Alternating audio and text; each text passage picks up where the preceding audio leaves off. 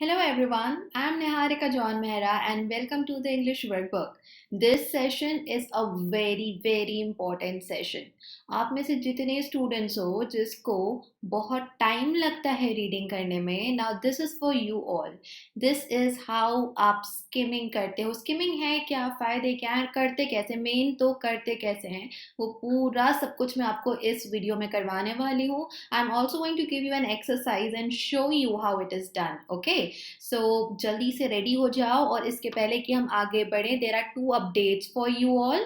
Free classes अगर आप Unacademy पर मेरी अटेंड करना चाहते हो बैंक एग्जाम्स प्रैक्टिस के लिए इंग्लिश की, सो जीट test series daily 6 PM free classes हो रही हैं आपकी. लिंक डिस्क्रिप्शन बॉक्स में मिल जाएगा आपको मेरी प्रोफाइल का, वहां से आप मुझे इन क्लासेस में ज्वाइन जरूर करिए. And the second is Unacademy bank combat. ये एक लाइव क्विज होता है और इस लाइव क्विज में आपको कुछ क्वेश्चंस दिए जाते हैं इंग्लिश, रीजनिंग और क्वांट्स के. अगर आप इसमें कोई रैंक पाते हो, यू सिक्योर अ रैंक, तो टॉप 500 को रेगुलर संडेज पर मिलता है स्कॉलरशिप सब्सक्रिप्शन के लिए. और अगर आप 29 अगस्त वाला मेगा कॉम्बैट में रैंक पाते हो, टॉप 1000 को एक्साइटिंग गिफ्ट मिलने वाला है. सो इसे अनलॉक करने के लिए भी आपको NJM10 का इस कोड का यूज करना पड़ेगा. सबके लिए बिल्कुल फ्री क्विज है ये, इसकी लिंक डिस्क्रिप्शन में है, वहां से जाकर एनरोल कर लेना. All the best. Let's start now. So सबसे पहले स्किमिंग होती क्या है और हमें स्किमिंग करने की ज़रूरत क्यों है. Now maximum of the exam, चाहे स्कूल का हो, कॉलेज का हो या फिर कोई कॉम्पिटिटिव हो, स्पेशली अगर कॉम्पिटिटिव एग्ज़ाम है, तो अक्सर हमारे पास रीड करने के लिए जो मटेरियल है वो ज़्यादा होता है और टाइम जो है कंपैरेटिवली कम मिलता है. हम जितने आराम से किसी बुक या न्यूज़पेपर को पढ़ते हैं, उतने आराम से हम क्वेश्चंस को नहीं रीड कर सकते because we don't have that luxury of time. तो अभी हम स्किमिंग करना सीखेंगे, जिससे I tell you and trust me कि अगर आप ये करना सीख गए, ये आपका टाइम बहुत बचाएगा और इससे आपको बहुत मदद हो जाएगी कि नंबर ऑफ अटेम्प्ट्स आपके बढ़ जाएं. सो टॉपिक्स जो बहुत ही ज़्यादा इसमें इन्वॉल्व होते हैं, जिसमें आपको स्किमिंग करनी होती है, सबसे पहला टॉपिक तो होता है रीडिंग कॉम्प्रिहेंशन का. क्योंकि बिना रीडिंग करे और जल्दी जल्दी रीडिंग नहीं करे तो रीडिंग कॉम्प्रिहेंशन एक अकेला क्वेश्चन होगा जो आप एग्जाम में करके आओगे. We don't want that. फिर क्लोज टेस्ट होता है. अक्सर क्लोज टेस्ट में आपको पढ़ना पड़ता है जल्दी जल्दी. Then you have parajumbles. ठीक है, आपके लिए जब सेंटेंसेस रीअरेंजमेंट होते हैं पूरे पैराग्राफ वाले, जिन्हें हम पैराजम्बल्स बोलते हैं, ये तीन तो होते हैं. और मेंस में जो बड़े क्वेश्चन होते हैं पैरा कंप्लीशन के, इनफैक्ट कोई भी क्वेश्चन इंस्ट्रक्शन भी पढ़ना है तो हमें थोड़ा जल्दी जल्दी पढ़ना होता है. लेकिन ऑफ कोर्स इंस्ट्रक्शन को ध्यान से पढ़ना, उसमें स्किमिंग नहीं करोगे, ये मेरा सजेशन है. स्किमिंग आप ऐसे टॉपिक्स में करते हो जहां पर हर एक शब्द इंपॉर्टेंट नहीं है. Yes, you heard me right. हर एक शब्द इंपॉर्टेंट नहीं होता. हमें इनका थीम समझना होता है, किस फ्लो में है, क्या ऑथर कहना चाह रहा है इसके पीछे, what exactly is the point of that particular paragraph, वो समझना होता है आपको. इसको ऐसा नहीं है कि किसी को ट्रांसलेट करके देना है. तो हम स्किमिंग करते हैं. स्किमिंग मतलब रीडिंग करना, लेकिन डेप्थ में हम नहीं पढ़ रहे उसको. हमको वहाँ पे लर्न नहीं करना है फैक्ट्स एंड जो फिगर्स हैं उनको. But what we have to do is exam purpose के हिसाब से समझना है कि बात क्या हो रही है. आप मूवी 3 घंटे की देख कर आते हो, लेकिन जब उसके बारे में किसी को बताओगे तो आप उसको पूरे एक एक डायलॉग रिपीट कर करके नहीं बताते हो, हुआ क्या, स्टोरी क्या थी, आप उसको वो बताते हो क्योंकि आपने थीम समझी. वैसे ही अब आपको रीडिंग में करना होता है. So quickly getting to the point कि स्किमिंग का सबसे पहला रूल या स्टेप, आपको जो बोलना है आप बोल सकते हो, वो क्या है. स्किमिंग के लिए the first thing you have to follow is that you have to stop translating. Translate करना बंद कर दो. क्या होता है माइंड में कि ना हम स्टॉप ट्रांसलेटिंग बिकॉज मन में ऐसा है कि पढ़ रहे हैं, अब उसको हम हिंदी में समझेंगे, अब उसको हम मराठी में समझेंगे, या जो भी आपकी मदर टंग है. अगर मैं ट्रांसलेट करती रहूंगी हर एक सेंटेंस को, तो वो एक्स्ट्रा टाइम कंज्यूम करेगा. तो सबसे पहले तो आपको ट्रांसलेट करना अपने मन में बंद करना है. एंड अगेन आपको लिपसिंग करना बंद करना है. You don't have to read it aloud. Okay, don't read it aloud. That means कि ये वो है जो आपको मन में पढ़ना है।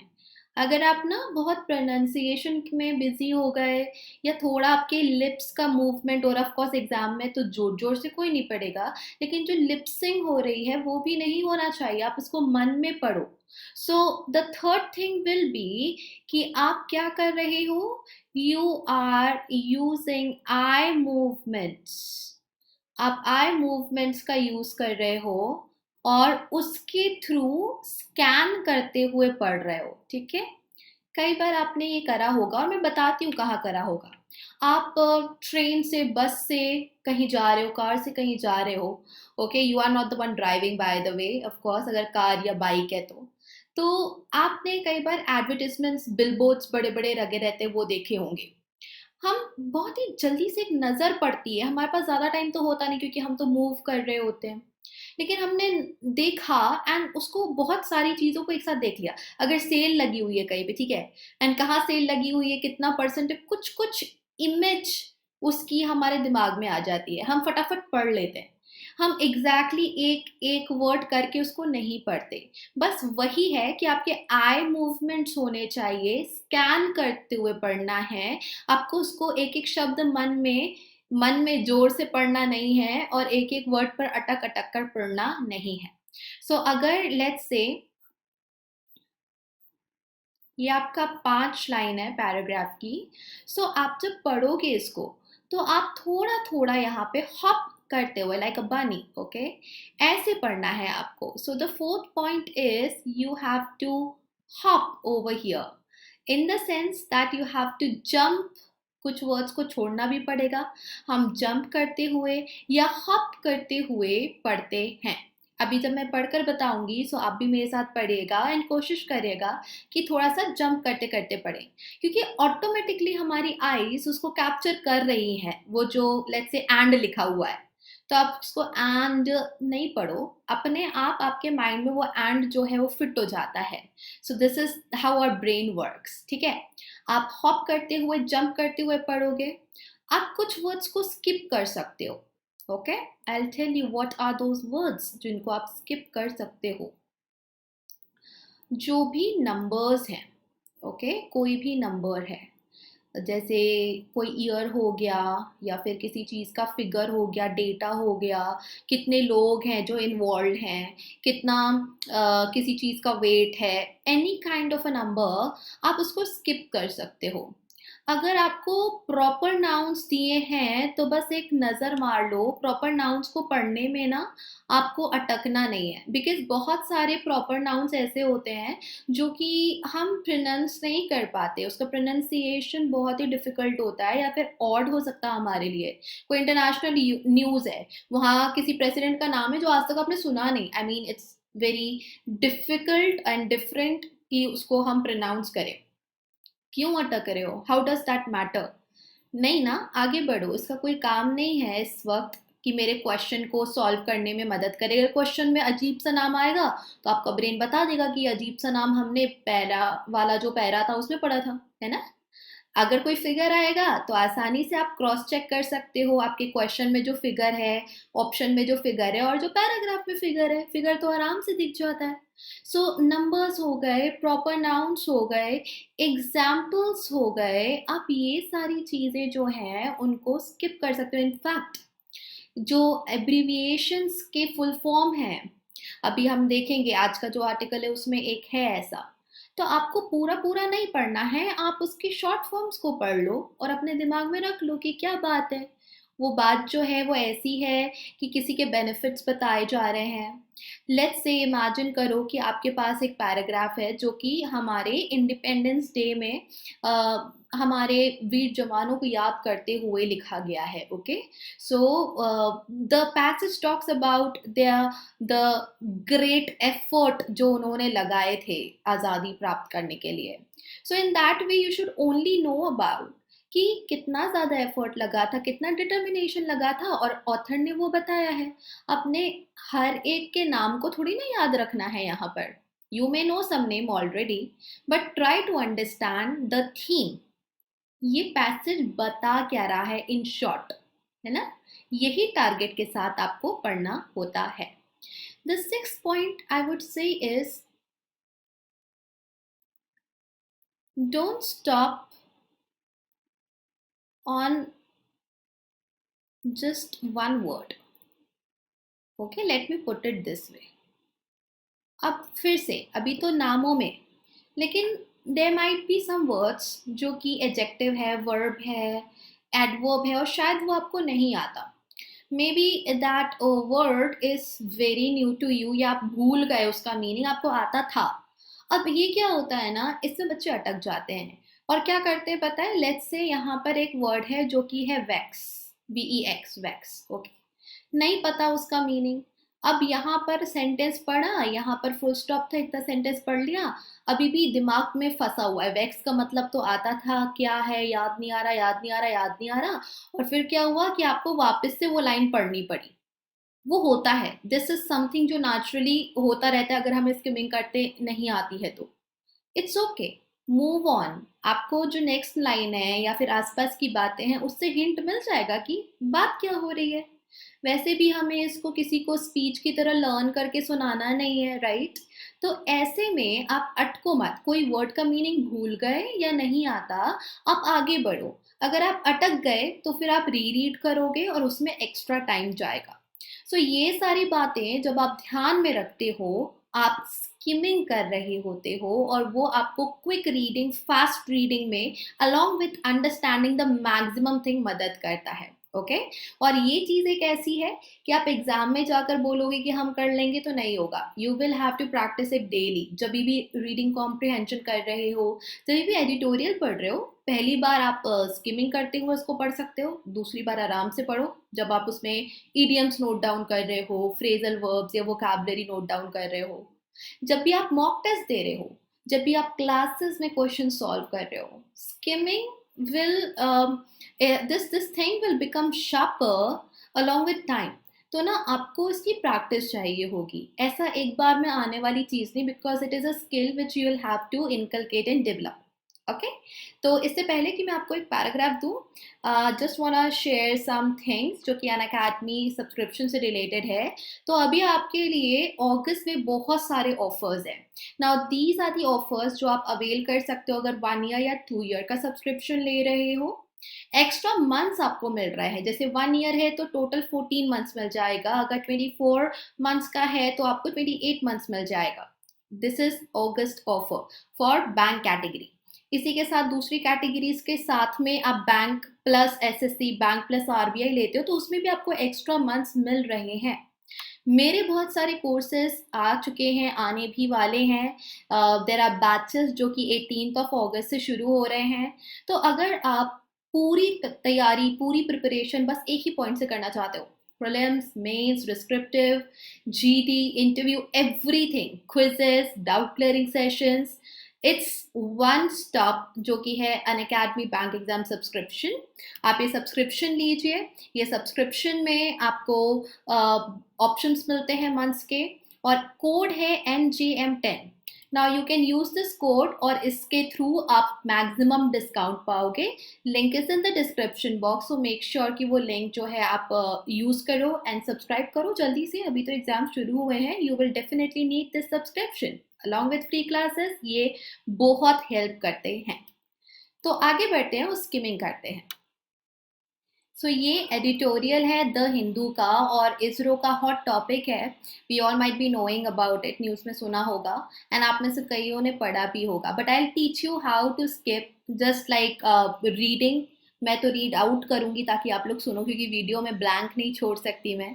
But you try to do it in your mind, okay? And from here this is just the one paragraph. पूरा ये आर्टिकल नहीं है, पूरा एडिटोरियल नहीं है। This is just to demonstrate you कि आप कितनी आसानी से स्किपिंग कर करके और हॉप और जंपिंग कर करके पढ़ सकते हो। You need not get confuse अगर कहीं पर अटक गए, कहीं pronunciation. So I just try to give you that demo कि क्या होता है और आप क्या कर सकते हो, है ना? Let's start. I in the sky on ISRO's hits and Mrs. ठीक है, मतलब हिट्स एंड मिसेस दोनों की ही बात करी गई होगी। ISRO must open itself to public gaze and not shy away from sharing its successes, failures। ठीक है, तो इसरो को ओपन अप होना चाहिए. Anything that is related to space science is larger than life, for this is a new frontier for achievement and conquest within the realms of science tech. अब मुझे पता है साइंस एंड टेक्नोलॉजी है, नहीं पढ़ना, मैंने मन में साइंस एंड टेक्नोलॉजी समझ लिया. यहाँ पर anything that is related to space science is larger than life, ऐसे करके हम उसको पढ़ लिए. फेलियर और सक्सेस को नहीं भी पढ़ोगे, स्किप कर दोगे तो चलेगा. The recent attempt by Indian Space Research Organization. ना, maximum of us we know ISRO का फुल फॉर्म दिख भी रहा है यहाँ पर, ऐसा तो नहीं है कि ये छुप गया आपकी आंखों से. So the recent attempt bye ISRO, आपने यहाँ पे 4 वर्ड स्किप कर दिए, सीधे इसरो पे रहा. To place of course satellite. अब सैटेलाइट के लिए अर्थ ऑब्जर्वेशन सैटेलाइट ना बोलते हुए केवल सैटेलाइट पढ़ा. सैटेलाइट का नाम पढ़ने की जरूरत है नहीं. सैटेलाइट का नाम तब हमारे काम में आएगा, फॉर एग्जाम्पल अगर आरसी आया और आरसी में क्वेश्चन आया कि EOS-3 इसमें क्या था, क्या हुआ था, तब हम यहाँ पर आके अपना आंसर ढूंढ लेंगे. अभी तो आगे बढ़े.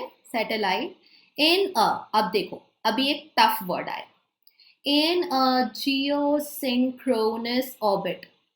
मत बोलो नहीं है, आपको नहीं पता है तो बहुत अच्छी बात है, well done. But if that is the kind of word where you are getting stuck, so in some kind of orbit and using this vehicle ended in failure due to a performance anomaly. आगे बढ़ो, performance anomaly हुई, failure हुआ, malfunctioning of the rocket launcher. All seem to be well as the stage 2 and 3 separated as planned, but when time came for cryogenic, फिर से एक नया word, cryogenic is branch of physics that relates with जब एक process में बहुत ही cold current के किसी चीज का इस्तेमाल होता है, उसको क्रायोजेनिक बोलते हैं. ओके, दैट मीन्स कि जैसे वेपर्स है, स्टीम का यूज करके अलग अलग चीजें बनती हैं, टेक्नोलॉजी काम करती है, वैसे ही ठंडी चीजें एक्सट्रीमली लो टेम्परेचर पर किसी चीज को लाकर उसको फंक्शन करवाना क्रायोजेनिक कहलाता है. Anyways, let's move ahead.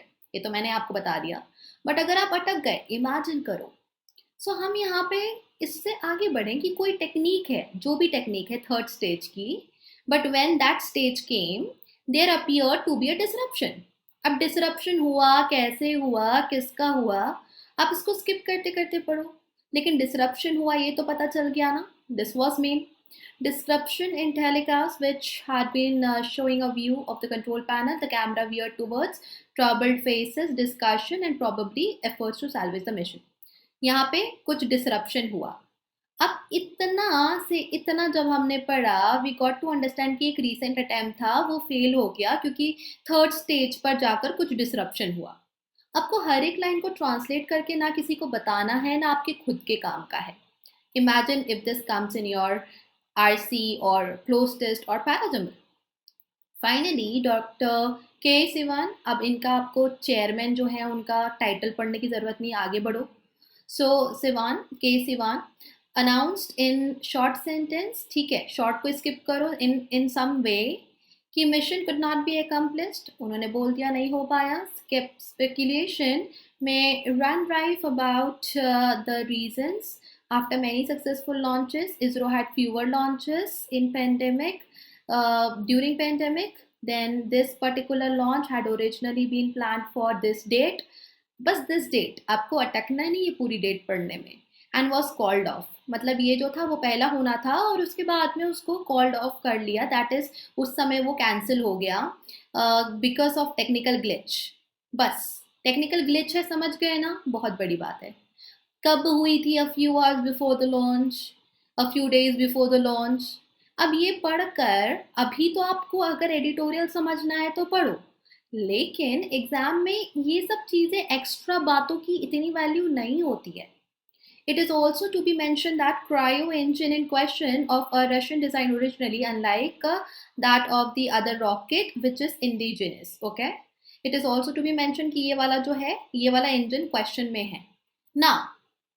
3 बातें हैं जो इतनी सारी लाइंस और इतने सारे वर्ड्स बोल रहे हैं. एक तो है कि रीसेंट अटेम्प्ट, रीसेंट लॉन्च का फेलियर, वो थर्ड स्टेज में कुछ डिसरप्ट हुआ, उसके कारण हुआ। और इसमें जो क्रायो इंजन है वो क्वेश्चन में है, जो कि इसकी थर्ड स्टेज में यूज हुआ। ओके और यहाँ पे फेलियर कैसे हुआ वो बताया गया है। एक और अपडेट, एक और इन्फॉर्मेशन है कि पहले का लॉन्च था जो पोस्टपोन कर दिया गया था, उस समय कैंसिल हो गया, तो अभी हुआ 2020 में कैंसिल हुआ, तो 2021 में हुआ।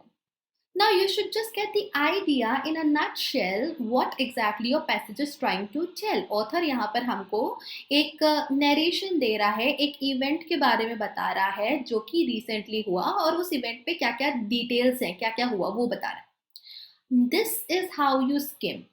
मैं तो अभी बोल रही थी तो उतना टाइम और लग रहा था। आप जब इसे मन में पढ़ोगे ना, प्रोनाउंस नहीं करते हुए, स्कैन करते हुए, so this will definitely help you in doing your best and understanding the best. अब ऐसे में अगर क्वेश्चन आता है कि अगर जीएसएलवी के बारे में आया, तो आप यहाँ से ले लेना आंसर।